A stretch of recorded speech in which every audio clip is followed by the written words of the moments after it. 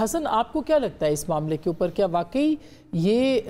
اتنا آسان ہوگا عمران خان صاحب کا کیس ملٹری کورٹ میں چلانا اگر یہ فیصلہ ہو جائے؟ مشکل کیا ہے، دیکھیں آپ دیکھیں آرمی میں، نیوی میں، ایئر فورس میں صرف باوردی لوگ تو کام نہیں کر رہے، سیولینز بھی کام کرتے ہیں، اور جب وہاں پر وہ کچھ ایسی خلاف ورزی کرتے ہیں تو کیا ان کے خلاف کارروائی نہیں ہوتی؟ نہیں مگر پولیٹیکلی تو یہ بڑا، وہ سیاسی لوگ نہیں ہیں لیکن سیولین ہے نا، وہ ان کو چھوڑے، مگر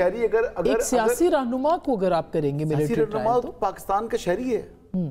سیاسی رہنما کیا مطلب کو آسمان سے اتری ہوئی مخلوق تو نہیں ہے، انسان ہی ہے نا، ہماری طرح ہی ہے، پاکستان کا شہری ہے، تو اس کے اوپر بھی تو وہی قانون لاگو ہوگا جو عام شہریوں پر ہو رہے، جو سیولینز ہیں ایئر فورس کے اندر کام کرتے ہیں، اگر وہ خلاف ورزی کرتے ہیں، کچھ قسم کی بات کرتے ہیں، تو خبر تھا بتائیں کہاں پر ہوتا ہے ان کا ٹرائل؟ نہیں مگر اس کا لیکن آسما میں آپ کی ایک بات میں اس کو پہلے اسٹیبلش تو کرنا پڑے گا نا، مطلب میں آپ کو بتاؤں اس میں کوئی شک نہیں ہے، ٹرائل ہو بھی سکتا ہے لیکن ایک چیز ضرور ہے کہ اس سے ایک جو انٹرنیشنلی میسج آئے گا نا، وہ تو پھر اس پیچیدگیوں کو نہیں دیکھیں گے نا کہ آرمی کے تحت کسی کا ٹرائل ہو سکتا ہے نہیں ہو سکتا، یہ ضرور ہے کہ ایک سابق وزیر اعظم جو ہے الیکٹڈ، اس کا ملٹری ٹرائل جو ہے وہ جسٹیفائی بالکل ہو سکتا ہے انٹرنلی قانون کے مطابق، لیکن انٹرنیشنلی اس کو جس طریقے سے دیکھا جائے گا وہ اچھی نظر سے یہ دیکھیں نا، یہ اس کا ایک امپیکٹ ہے بالکل۔ اچھا چلیں، اگر ان کا معاملہ پھر آپ کہتے ہیں کہ انسداد دہشت گردی کی عدالت میں چلنا چاہیے،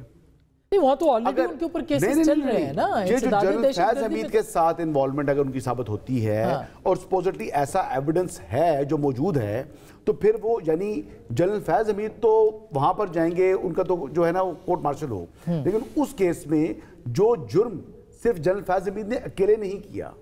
وہ انہوں نے کسی کی ہدایت پر کیا ہے، تو پھر مجھے بتا دیں کہ وہ کون سا قانون کا معیار ہے کہ ایک آدمی کو تو سزا دیں گے ملٹری کورٹ میں اور دوسرے کا معاملہ جو ہے وہ ملٹری کورٹ میں نہیں چلے گا؟ نہیں تو وہ پھر میوٹنی میں آئے گا، کیونکہ اگر ہو سکتا ہے نا کہ اگر آرمی کے اندر کا مسئلہ تھا اور جنرل فیض نے اس کو کیا ہے تو ہو سکتا ہے کہ خان صاحب جو ہے وہ نہ وہ بیٹر جب ہوا ہے، نائنتھ میں جب معلوم ہو یہ بات، آسما جب نائنتھ میں ہوا ہے نا اس ٹائم جنرل فیض حمید ریٹائر ہو چکے تھے، ہاں آف کورس، ٹھیک ہے، لیکن ان کے پاس راز تو تھے نا، ان کے پاس جگہیں، نشاندہی، یہ سب چیزیں، لیکن کس کی ہدایت پر انہوں نے راز دیے، کس کی انسٹرکشن پر انہوں نے کام کیے، کس کے ساتھ ان کا کنیکشن تھا، کون تھا؟ تو اس وقت تو عمران خان صاحب بھی اقتدار میں نہیں تھے، پھر تو ایک ریزن یہ بھی ہے، ایک پولیٹیکل پارٹی ہے نا، نہیں پولیٹیکل پارٹی ہے مگر پولیٹیکل پارٹی پاور تو نہیں تھی نا، پولیٹیکل پارٹی اپوزیشن میں ریاست پر حملہ کر گئے نا، انتشار پھیلایا،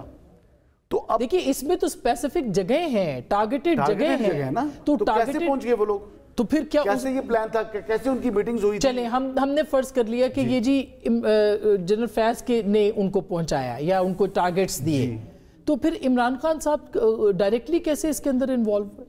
عمران خان صاحب ہی نہیں تو پلاننگ کی ہے ساری، اب ایک بندہ قتل کرتا ہے، الزام ہے نا ان کے اوپر، نہیں الزام نہیں، اس کا ایویڈنس ہوگا تو عمران خان صاحب بیچ میں آئیں گے نا، ادروائز تو عمران خان نے اس کیس میں آنا ہی نہیں ہے۔ اگر اس کا ناقابل تردید ایویڈنس موجود ہے، وہ کس صورت میں ہو سکتا ہے؟ کہ جنرل فیض حمید وہ ہر طریقے سے، دیکھیں جنرل فیض حمید صاحب کے بارے میں آپ کو کچھ بتا دوں، وہ سابق ڈی جی آئی تھے، وہ بہت سی چیزیں جو گفتگو کرتے تھے وہ ریکارڈ بھی کرتے تھے، اس سے زیادہ میں آپ کو کیا بتاؤں، آگے کی بات چھوڑ لیں، تو وہ ساری وہ تو ایویڈنس تسلیم ہو سکتی ہے کیا؟ جی ہو سکتی ہے،